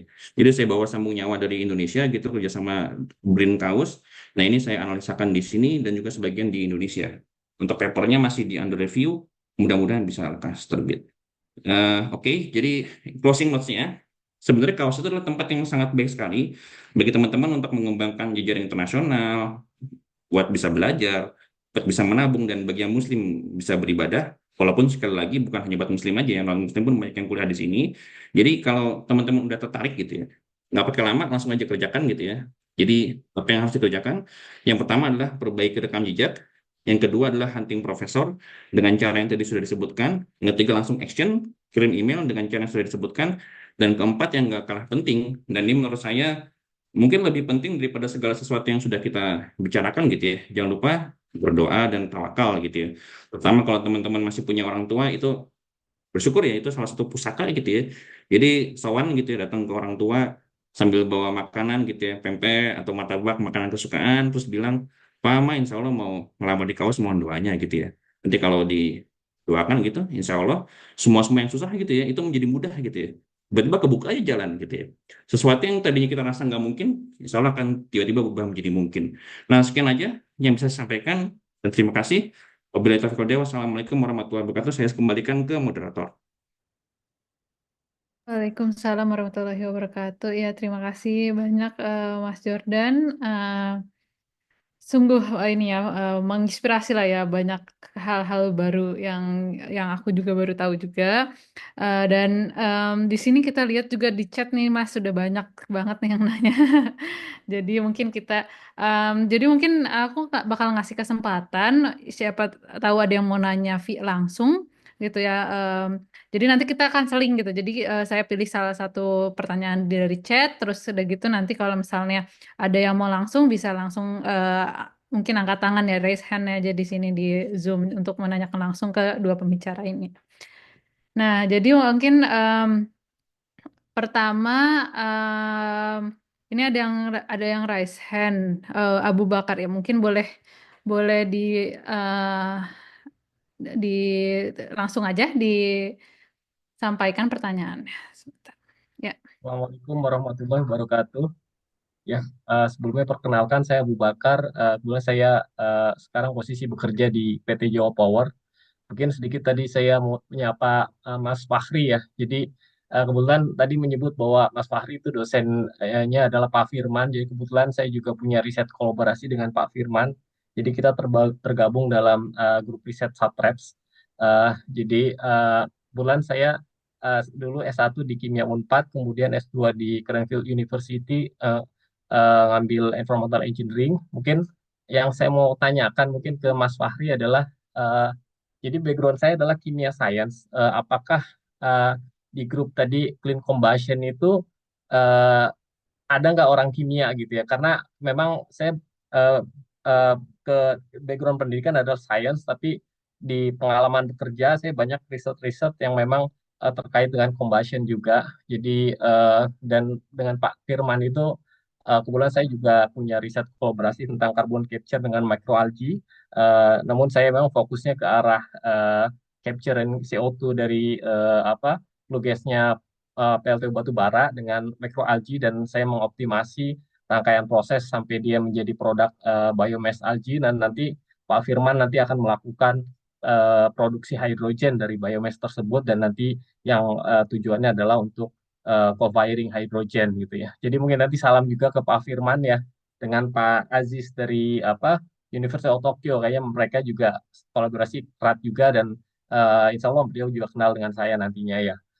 Mungkin itu, dan juga saya mungkin yang kedua ke Pak Jordan ya. Saya rencana mau ngambil S3 di KAUS memang. Saya pengen, target saya adalah Profesor cover Yafus ya. Saya lihat juga beliau punya lab ya, Yafus Lab. Apakah beliau juga termasuk profesor yang punya peranan penting ya di, saya tertarik dengan nanti riset-riset terkait low carbon teknologi ya, termasuk untuk combustion di low carbon combustion teknologi. Apakah mungkin dengan pengalaman saya di PLTU Batubara dan juga basic sebagai chemist dan juga S2 di engineering, di environmental engineering lebih tepatnya, itu bisa nyambung ya dengan riset yang rencana saya akan ambil ya. Dengan juga mungkin Fahri bisa sedikit masukan ke profesor mana yang mungkin relevan dengan pengalaman saya. Mungkin itu, terima kasih. Wassalamualaikum warahmatullahi wabarakatuh. Waalaikumsalam. Ya, silakan mungkin Fahri duluan mau menjawab. Oke, eh ya terima kasih Mas Abu Bakar atas pertanyaannya. Oh, saya baru tahu ya. Mungkin ya karena Pak Firman juga banyak risetnya, jadi kurang paham secara detailnya siapa-siapa yang diajak kolaborasi. Insya Allah disampaikan juga salamnya. Nah, untuk sebenarnya untuk kimia science tadi ya, kalau untuk di Clean Combustion Research Center sendiri atau di Mechanical Engineering, ya khususnya di sisi RC, itu mayoritas backgroundnya adalah kebetulan profesor-profesornya itu Mechanical Engineering. Hanya sebenarnya ada satu yang Chemical Engineering, itu ada Profesor Mani, mungkin bisa dicek juga di website KAUS ataupun di LinkedIn-nya juga barangkali ada, itu backgroundnya Chemical Engineering. Dia yang saya tahu sih ada juga rekan saya dari Indonesia, namanya Mas Bima. Kalau di websitenya Profesor Mani itu namanya CPC, kalau nggak salah CPC Family. Nah itu dia uh, ngutak-atik juga pakai Aspen HYSYS terus life cycle assessment seperti itulah kurang lebih. Nah, sebenarnya paling yang agak merujuk ke kimia ataupun teknik kimia hanya profesor itu sih yang saya tahu gitu, Profesor Mani seperti itu. Mungkin kalau kombasnya sendiri kan memang basicnya fisik ya gitu, fisik. Jadi permainannya lebih ke arah sana sih gitu. Kalau ya teknik kimianya mungkin seperti rekan saya tadi gitu. Life cycle assessment tentang kalau nggak salah dia itu juga tentang ada hidrogennya juga deh gitu. Cuman detailnya saya kurang paham seperti itu. Itu sih yang saya bisa sarankan gitu sih Mas. Terima kasih Mas Fahri. Mungkin dari Mas Jordan ada masukan tentang Profesor Yafus, apa memang ada kaitan juga dengan development low carbon technology ya? Ya, Mas Abu Bakar, jujur saya kurang familiar dengan Profesor Yavuz ya. Tapi mungkin saran dari saya bisa coba dilihat di Google Scholar gitu ya, di search saja profil beliau, kemudian dicek publikasi-publikasi terkini gitu ya. Kira-kira ada nggak kecocokan sama interest Mas Abu Bakar gitu ya. Kalau emang cocok ya langsung aja Mas gaskan ya. Jangan tunggu lama, Ya siap. mudah-mudahan bisa bagus hasilnya. Apalagi kan Mas juga sempat kerja ya Mas ya, di swasta ya, di industri gitu ya. Ya, kebetulan saya, ya, ya, saya pengalaman kerja 15 tahun, jadi memang Oh lama ya? saya ada titik ya agak jenuh di pekerjaan, Oh pengen iya iya lanjut iya. ke studi lagi gitu. Ya, Itu ya. bagus Mas. Itu harusnya kalau ada pengalaman kerja Jadi itu itu yang, justru ya jadi itu nilai tambah itu. Bisa, bisa banget. Jadi ya coba aja nanti dicek di Google Scholar, kemudian ya coba ditindaklanjuti mudah-mudahan lancar Mas ya. Gitu. Oke. Terima Oke. kasih, Mas Jordan. Ya, Ya, mungkin cukup sama-sama. pertanyaan dari saya ya. Assalamualaikum Ya. warahmatullahi wabarakatuh. Terima kasih banyak atas jawabannya, teman-teman semua. Waalaikumsalam. Terima kasih juga Mas Abu Bakar atas pertanyaannya. Jadi mungkin kita lanjut langsung ya Mas ya ke pertanyaan selanjutnya. Di sini mungkin lebih ke buat Mas Jordan nih. Ada yang ditanya dari Haula Nurul Hakim. Katanya, eh, ketika menghubungi profesor ya yang akan menjadi PI riset, langsung menyampaikan intensi visiting research atau langsung menyampaikan ingin melakukan riset S2 S3 dengan terlebih dahulu ketika melakukan VSRP. Jadi mungkin dia pengen S2 S3 tapi dia apakah dia misalkan bilang dulu mau S2 S3 atau apa fokus aja ke VSRP, bagaimana Mas? Ya kalau emang tujuan awalnya pengen S2 S3, saran saya langsung aja ya. Niat apa nyatakan niat awal gitu emang pengen S2 atau S3 di sini gitu ya. Karena bisa jadi niat awal pengen S2 S3 nanti profesor mengarahkan untuk menjadi visiting student gitu ya. Dan itu yang terjadi sama saya gitu ya. Saya awalnya menyatakan niat bahwa ingin menjadi PhD student buat profesornya gitu ya. Cuman mungkin karena student lain hal, akhirnya profesornya minta saya untuk menjadi visiting student dulu selama 6 bulan. Dan setelah itu baru saya bisa ditawarkan untuk menjadi PhD student. Begitu. Kalau untuk visi SRP ini perlu personal statement juga atau enggak Mas? Soal statement, maksudnya itu ya, apa namanya, Atau eh mungkin Fahri juga? semacam Yang kayak motivation letter ya? ya statement of Iya, ya. purpose maksudnya. Iya, seingat saya perlu, perlu juga Hmm. bikin seperti itu. Cuman kalau misalnya kita udah ngubungin profesor kan, berarti udah ada gambaran ya, kira-kira riset apa yang mau dikerjakan gitu ya. Jadi nanti ketika masuk ke submissionnya dan membuat motivation letter atau personal statement itu sudah lebih jelas gitu, sudah lebih defined. Siap, siap.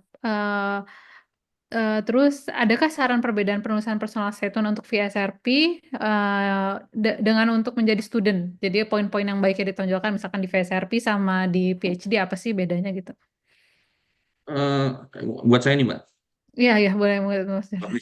Kalau bedanya ya secara umum sih tergantung proyeknya aja apa yang mau dikerjakan gitu ya. Kalau misalnya di personal statement buat VSRP kan sudah lebih ke arah proyek sama magang gitu ya dari hasil pembicaraan dengan profesor. Begitu pula kalau personal statement di apa namanya membuat S3 ya tentu sesuai dengan proyek S3 yang akan kita kerjakan seperti itu. Oke, siap. Siap, terima kasih, Mas. Oke, terus ini dari Haula mungkin sudah terjawab ya pertanyaannya. Jadi kita lanjut. Ini ada yang raise hand juga dari Ananda Sifas ya. Mungkin boleh unmute, silakan. Halo, terima kasih. Apakah suara saya terdengar dengan baik? Iya, terdengar. Baik, Silakan terima kasih. pertanyaannya. Hmm. Iya, terima kasih. Jadi saya hanya ingin bertanya mengenai budaya riset selama menjadi visiting research jadi kaus. Jadi mungkin bisa dijawab oleh kedua panelis ya. Bagaimana batasan antara jadi pekerjaan beda beban penugasan antara pemagang visiting student ini dan S2 itu atau S3-nya bagaimana gitu. Jadi apa ekspektasi yang profesor minta tuh apakah sama gitu loh karena kan yang visiting belum dapat gelar sedangkan yang S2 sudah dapat gelar, apakah ada seperti itu. Kemudian bagaimana pengalaman dari kedua panelis ini berkolaborasi dengan teman-teman di lab gitu, apakah budayanya itu kolaborasinya kuat jadi sangat open, terus bisa aja misalkan Mas Jordan atau Mas Fahri ini ada kekurangan dari bidang keilmuan lalu dibantu eh, untuk mengejar ke gap knowledge gap tersebut. Terima kasih itu aja. Terima kasih. Ya, terima kasih Pak pertanyaannya. Boleh mungkin siapa dulu mau Mas Jordan atau Fahri dulu kali ya, Fahri dulu. Boleh, boleh, Mbak. Ya, terima kasih eh buat pertanyaannya. Jadi, mungkin sedikit cerita, sebenarnya kalau untuk yang riset saya di sini itu, saya sama sekali belum pernah mendapatkan istilah basic. Kan saya eksperimen ya, jadi terjun langsung ke alat-alat, terus mengoperasikan alat dan sebagainya gitu.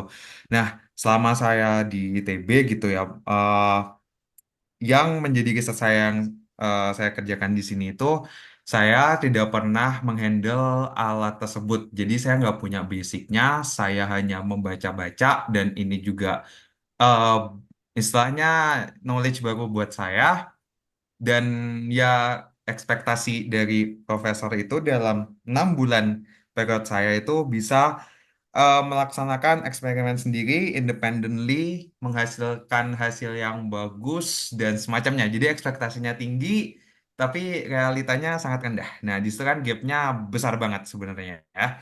Nah, tapi lagi-lagi alhamdulillahnya di sini teman-teman saya pun yakin maksudnya dalam satu center saya dan mechanical engineering dan saya yakin juga semuanya masing-masing lab itu memiliki budaya yang sama, artinya saling membantu, terus juga saya mengajari bahkan sedetail-detail itu pun jika pun ada kekurangan lebih baik untuk bertanya jika ada keraguan itu memang sangat-sangat disarankan dan diwajibkan untuk bertanya eh, daripada melakukan sendiri, istilahnya gampangnya sih ya sok-sok sok-sok bisa melakukan sendiri padahal memang tidak bisa. Nah, itu nanti berakibatnya lebih fatal gitu. Nanti berakibat ke kesehatan, ke alat-alat lab dan sebagainya. Karena ketika saya datang di sini itu ada dua pesan yang teman-teman PhD yang ada di sini dan juga profesor saya itu ada dua pesan yang ditanamkan ke saya. Satu, jaga kesehatan. Ya, karena kesehatan itu yang paling penting gitu.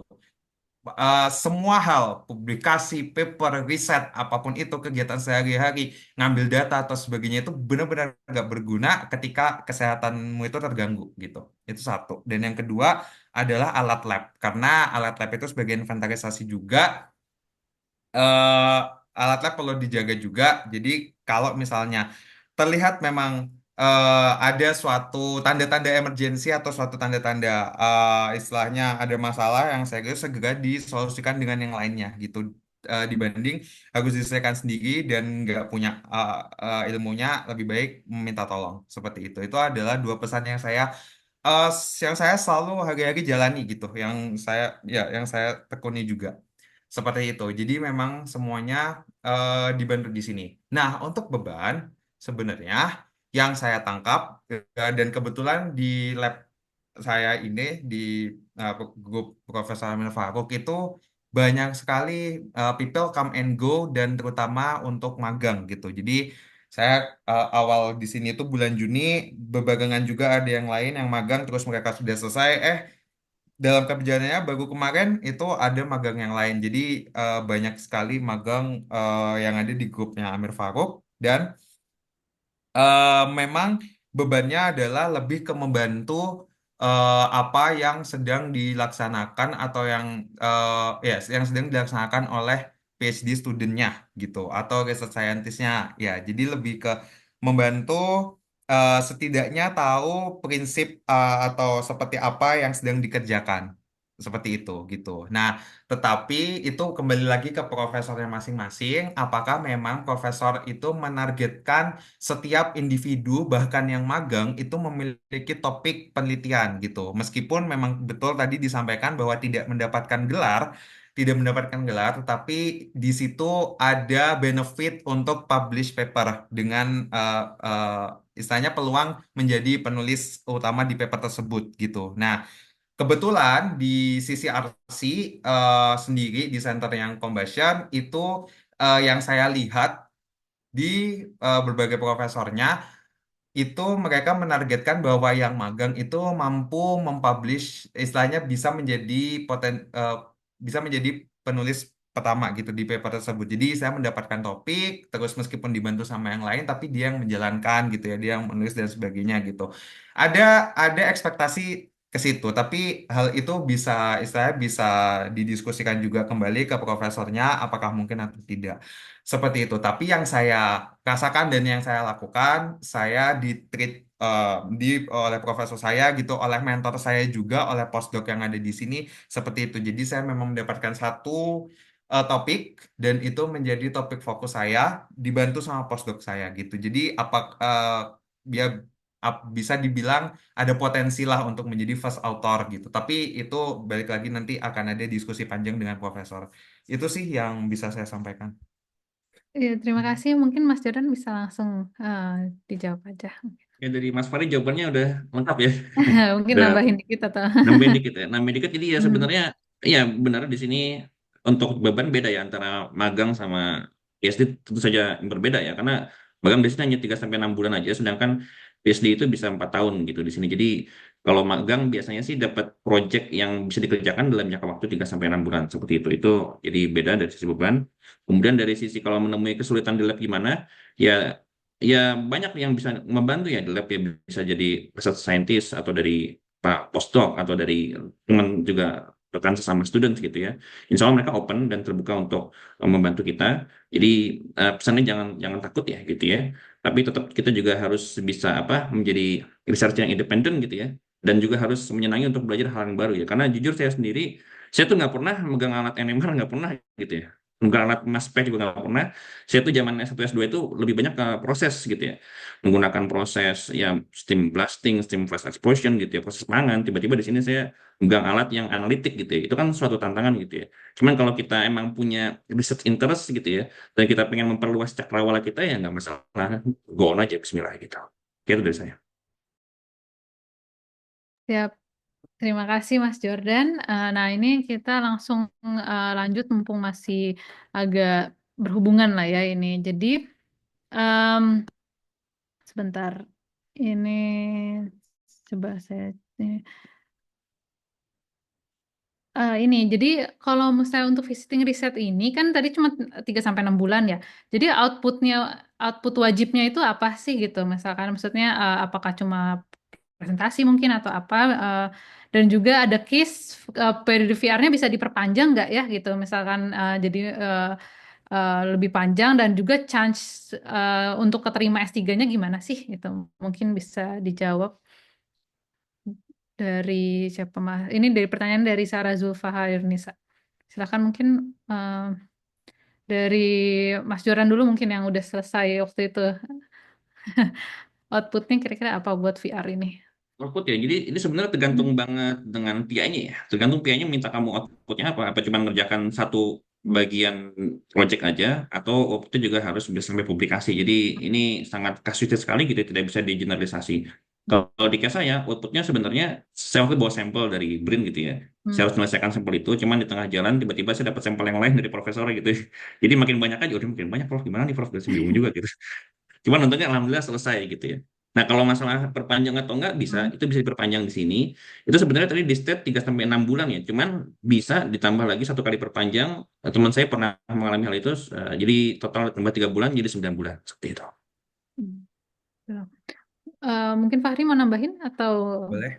Mhm. Mbak. Jadi mungkin pengalaman gitu ya yang ada kebetulan di grup saya tadi Aur Faruk itu banyak sekali yang visiting gitu. Nah, fun fact-nya adalah ada yang sampai sekarang itu visiting dari tahun 2023 dan ditargetkannya selesai itu 2025. Jadi 2 tahun dia visiting gitu. Nah, memang status dia tuh balik lagi ya memang ada kasus-kasus yang tidak bisa digeneralisasikan tadi sesuai kata Mas Jordan. Jadi memang ketika saya ngobrol, oh ternyata dia sudah PhD gitu. Kayaknya mau lanjut postdoc di sini mungkin kalau nggak salah dia sempat bilang. Jadi memang visitingnya itu agak dilamakan. Nah saya kurang tahu target dari profesor itu seperti apa untuk dia. Nah kasus lain juga dengan grup yang sama ada kalau nggak salah dia ini bulan Oktober berarti kalau nggak salah dia itu periode di Januari awal terus akhirnya dia memperpanjang visitingnya karena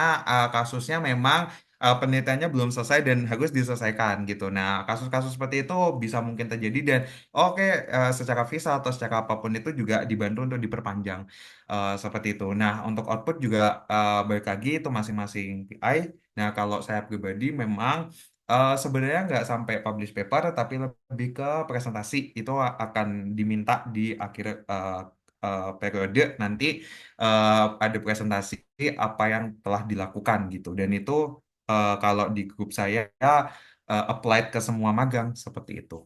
Itu sih. Oke, terima kasih Mas Joran dan Fahri. Mungkin pertanyaan selanjutnya ini berhubungan sama email. Banyak banget nih yang nanya soal email. Jadi, aku ringkas saja ya dari beberapa pertanyaan. Jadi, kira-kira kalau misalkan baiknya nih, kalau misalnya udah email, terus belum dibalas, kapan sih baiknya kita tuh follow up atau misalkan kita boleh nggak sih tebar jala istilahnya? Jadi maksudnya email berbarengan ke beberapa profesor dalam satu waktu gitu.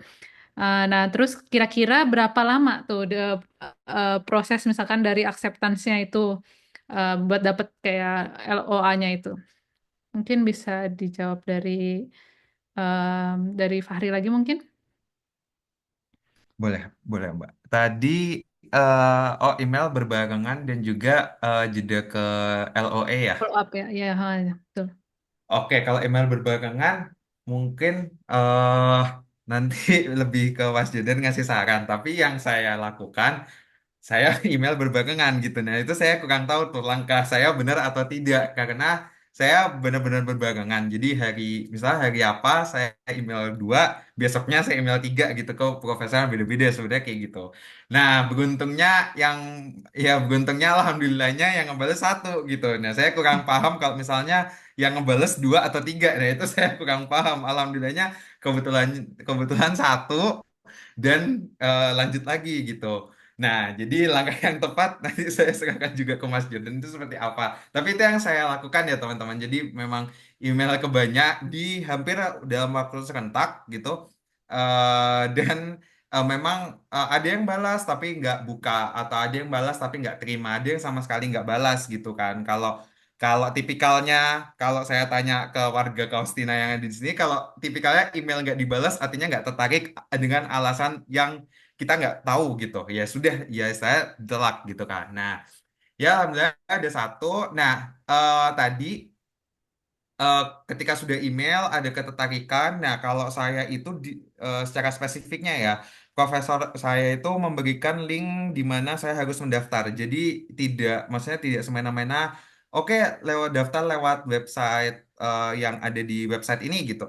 Lewat portal yang ada di website ini. Oh, enggak seperti itu, tapi lebih ke dikasih link daftarnya lewat mana, terus gimana. Jadi step-stepnya itu ya sedikit lah dijelaskan detail sama profesor saya.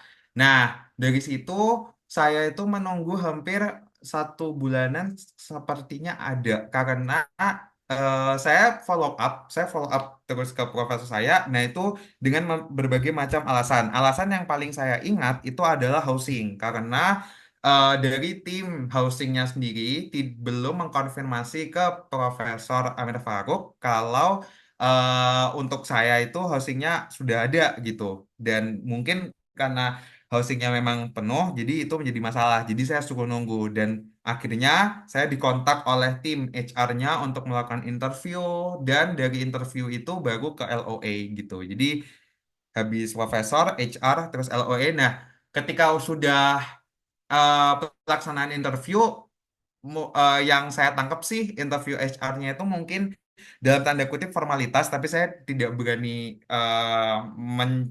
mencap seperti itu karena dapat cerita juga ketika sudah interview HR itu bisa jadi tertolak dengan HR seperti itu saya kurang paham juga katanya sempat ada dengar desas-desus itu nah tetap harus dipersiapkan setelah dari interview HR ke LOA itu sekitaran 2 sampai 3 hari kalau nggak salah itu langsung LOA langsung diproses segala urusan keberangkatannya. Seperti itu. Jadi nunggu 1 bulannya itu lebih ke kepastian apakah memang dapat housing, dapat fasilitas dan semacam-macamnya.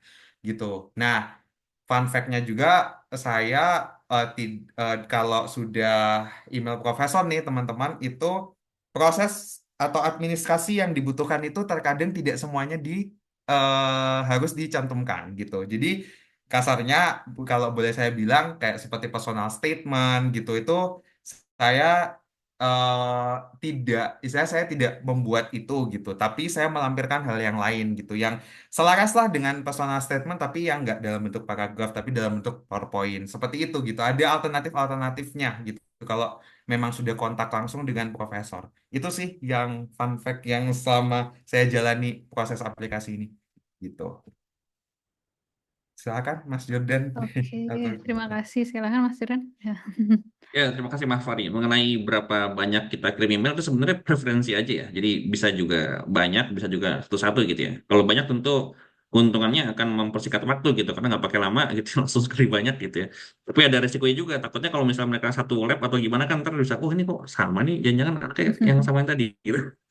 Ya itu preferensi aja gitu ya. Jadi nggak masalah, itu tergantung cara yang mana yang mau kita coba gitu ya. Kalau saya sih waktu itu kebetulan satu ya. Bukan karena apa-apa, tapi karena saya ini bidangnya food science. Dan itu terbatas banget profesor yang ke arah food science atau lateral produk di kaus. Jadi saya hanya targetin satu profesor aja waktu itu, Profesor Marius. Dan kebetulan ketika pertama kali saya kirim email itu 2 minggu ya, 2 minggu ada nggak dibalas tuh sama profnya gitu. Saya bingung nih kenapa nggak dibalas gitu ya, apalagi sibuk atau gimana. Akhirnya saya coba ingetin lagi gitu ya, saya kirim email yang kedua gitu ya. Saya coba ingetin, saya sudah pernah ngirim Prof apa email sebelumnya gitu ya, apa bisa dibaca dan sebagainya dengan bahasa yang sopan. Dan alhamdulillah setelah saya kirim email yang kedua, saya kasih reminder gitu ya, itu langsung sekitar 3 jam 4 jam itu langsung dibalas dan diajak buat interview seperti itu.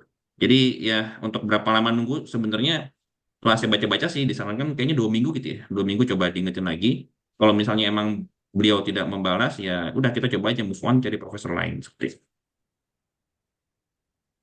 Oke. Em, untuk itu prosesnya berapa lama ya, Mas? Kira-kira sampai dapat akseptan itu? Oh, proses itu jadi kalau misalnya profesornya udah oke gitu ya, interview kita, kemudian nanti kita submit aplikasi, itu 1 bulan ya, 1 bulan itu sudah bisa keluar seperti itu. Yang saya alami seperti itu. Jadi ya, cepat ya, cukup cepat.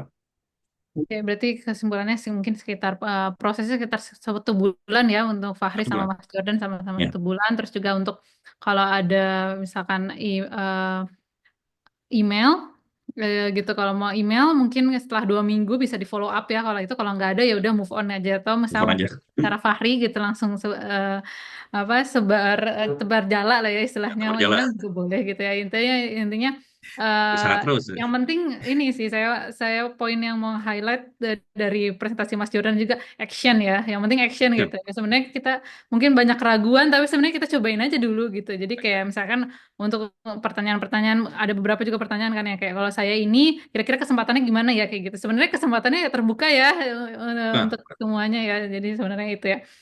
Oke, ini masih banyak banget pertanyaannya. Jadi cuman karena kita juga waktu nggak bisa lama-lama ya, gitu. Jadi mungkin ada pertanyaan terakhir nggak, untuk yang mau raise hand gitu langsung nanya, ini pertanyaan terakhir untuk sesi hari ini. Untuk pertanyaan lainnya nanti mungkin Mas Jordan sama Fahri bisa ditulis aja ya Instagram masing-masing atau email atau apapun yang mau dihubungi gitu. Jadi kalau ada mereka mau tanya bisa langsung personal. Iya, em,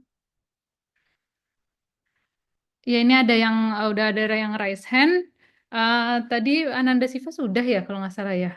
Jadi mungkin bisa ke Putri Hawa Saifi. Silahkan boleh pertanyaannya apa? Ya, baik. Terima kasih Mbak atas kesempatannya. Terdengar suaranya Mbak ya? Iya, terdengar. Ya, silahkan. Ya. Saya ingin bertanya ke Pak Jordan ya, Mas Jordan. Kebetulan saya juga pernah cari-cari profesor di KAUS dan memang kebetulan sama gitu ya, tertarik ke Prof. Jaremko. Ingin tanya mungkin lebih ke apakah di Prof.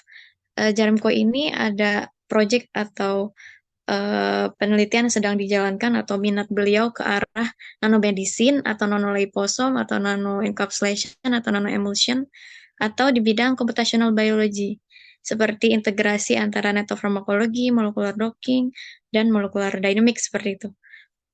Saya rencana ingin meng-email, cuman saya ingin lebih lebih tahu gitu ya, apakah current research-nya itu apakah ada di bidang tersebut gitu.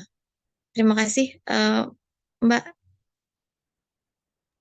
Ya, terima kasih pertanyaannya. Mungkin bisa langsung jawab, Mas Jordan. Kalau Profesor Marius sekarang lebih ke arah food science ya, food science dan juga natural product gitu ya. Jadi rata-rata penelitian-penelitian berhubungan sama pangan gitu ya, food adulteration dan juga natural product. Kalau tadi berhubungan sama apa, apa namanya, farmasi ya, farmasi ya mengarah ke sana juga. Cuman masalahnya adalah tergantung dari funding ya. Maksudnya ini buat jadi visiting student atau dari kalau buat PhD student kan beda gitu. Karena kalau PhD student itu bergantung dari funding profesor ya. Sedangkan Profesor Madus itu sekarang belum full profesor. Beliau masih apa istilahnya yang paling bawah tuh? Asisten ya Mbak ya, Ya, asisten ya, asisten asisten ya, profesor paling gitu ya. bawah asisten ya. Dan mahasiswanya juga kalau boleh jujur sudah full gitu. Untuk mahasiswa PhD-nya itu ada 4 orang, kemudian mahasiswa masternya itu ada 4 orang juga kalau nggak salah. Jadi untuk menerima student sepertinya agak full gitu. Kalau mau student formal dalam artian PhD atau master student. Namun kalau visiting student mungkin masih bisa dengan skema kolaborasi. Jadi langsung aja di email ke profesornya. Karena ya memang beliau sedang tertarik ke arah food dan juga natural product, Tabolomics, dan mungkin juga nanti mengarah ke molecular docking mungkin. Coba aja di email ke profesornya, kalau beliau tertarik nanti akan ada balasan gitu ya. Walaupun sebenarnya kalau dari sisi molecular docking, setahu saya juga ada pusat yang lain tuh di KAUS, itu namanya CBRC kalau nggak salah ya. Computational Bioscience Research Center.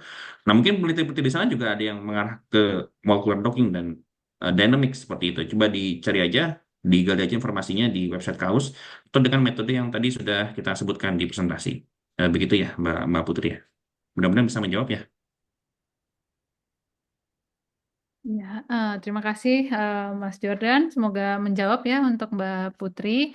Em, jadi Baik, ini terima masih kasih. ya terima kasih juga. Jadi mungkin di sini ya masih banyak ya pertanyaannya. Ya ini juga tapi Mas Jordan sama Fahri udah ngasih Instagram dan emailnya. Jadi kalau misalnya mau ada yang tanya-tanya bisa langsung aja ya ke sana gitu. Jadi em, sekali lagi saya mau mengucapkan terima kasih kepada Mas Jordan dan Fahri untuk insight yang luar biasa hari ini. Dan juga semoga menginspirasi teman-teman semua yang hadir. Alhamdulillah sekarang udah ada 100 partisipan ya gitu. Banyak banget ini. Dan jadi mungkin ada kenang-kenangan sedikit dari kita juga untuk Mas Jordan dan Fahri. Mungkin kepada Mas Nanang sebagai perwakilan dari IAITB untuk menyerahkan sertifikat ya kepada em, kedua pembicara ini. Siap. Bu Hani sudah hadir, Mbak Lavita. Oh Kayaknya iya, mau langsung boleh Bu Han. ya, sama Bu Hani saja saya mungkin tunjukkan sertifikatnya. Oh iya, boleh, Bu boleh. Hani masih hadir, Bu Hani? Hadir, hadir, Pak Nanan. Ah, ini dari Jakarta nih, Bu Hani. Kebetulan Iya, sedang udah malam ya Bu ya di sana. siap. Bu Hani mohon izin disampaikan sertifikat mungkin pertama buat Mas Jordan ya. Ya. Kan yang ini sertifikatnya sudah terlihat? Belum Mas, Belum ya? masih. Waduh, Ya. sebentar kalau belum berarti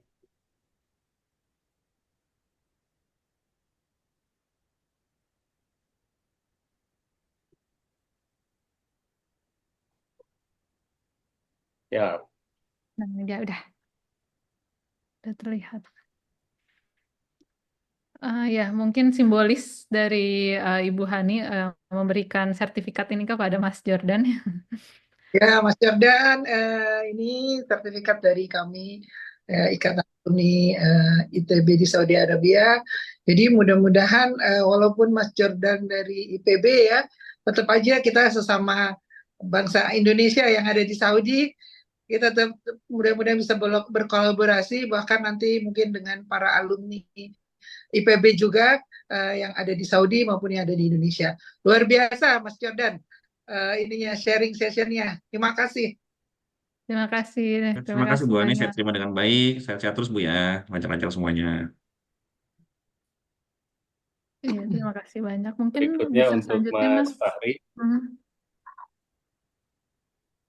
Ya, silakan Bu Hani untuk menyerahkan sertifikat kepada. Fahri, Masya Allah, hebat sekali ya. Saya juga alumni ITB dari angkatan mama-mama, jadi angkatan 87. Jadi selamat buat Mas Fahri.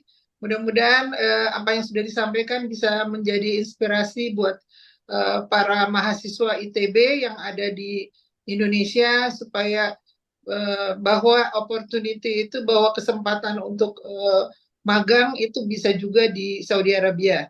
Jadi terima kasih atas inspirasinya. Barakallah, mudah-mudahan sukses Mas Amin. Fahri. Insya Allah kita ketemu nanti. Amin, amin, siap. Mas Fahri, saya di Riyadh. Amin, Oke. terima kasih. Terima Ya, kasih banyak Bu Hani. satu lagi buat Bu Lavita ini Bu. Oh, ada saya juga ya. Ya, Ya nih sama Mbak Lavita, inisiatif daripada namanya Kaustina itu luar biasa. Mudah-mudahan kita bisa tetap bekerja sama ya, bahwa di IAITB sendiri anggotanya hampir ada 200 tersebar di 3 tempat. Jadi yaitu di Dahran itu banyak orang-orang minyak, kemudian di Riyadh, saya sendiri tinggal di Riyadh sudah hampir 15 tahun lebih di Saudi. Kebetulan jadi mungkin bisa kita banyak melakukan kolaborasi lainnya, Insya dan Allah. juga ya Kaus, salam kenal. Mudah-mudahan kita bisa ketemu nanti di campnya nih, camp ITB. Amin, Silakan amin Bu. terima kasih. ya Ya, para. terima kasih. Satu lagi mungkin yang belum tersebut Bu Hani adalah Pak Mas Tony ya, Prof Oh Tony ya, ini sebagai pembawa penginisiator lah dari acara. Mas Tony-nya hadir nggak Bu Lavita?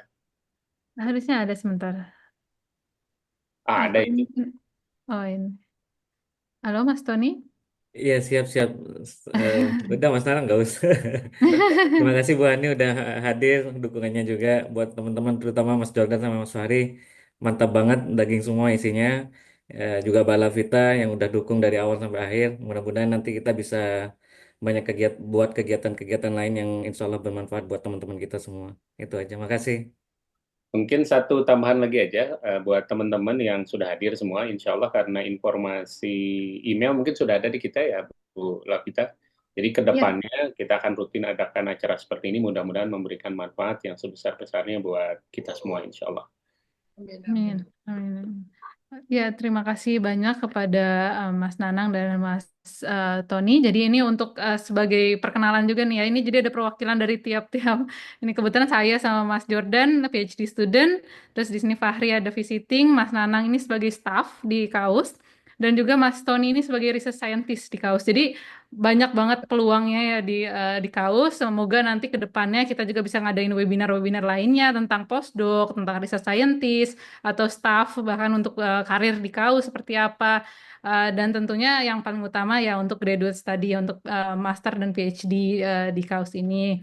Jadi sekali lagi terima kasih untuk kepada para pembicara, kepada pihak-pihak dari Kausina dan juga kepada Bu Hani dari perwakilan dari IAITB, dan juga kepada seluruh peserta webinar malam ini. Jadi mungkin terakhir kalau bisa pada on cam kita foto bareng ya. Setelah itu kita tutup acara ini. Mungkin boleh ditungguin buat ah, saya stopin dulu.